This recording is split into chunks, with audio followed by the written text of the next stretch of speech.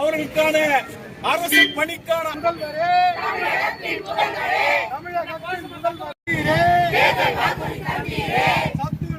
அங்கன்வாடி பணியாளர்களின் ஊதியத்தை கொடுப்பேன் என்று சொன்னீரே.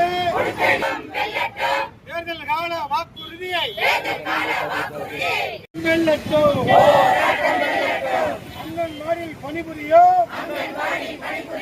அங்கன்வாடி ஊழியர்களுக்கு மே மாதம் 30 நாள்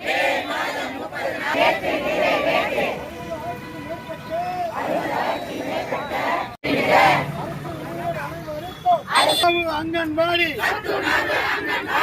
ஊழியர்கள் அனைவருக்கும் ஊதியம்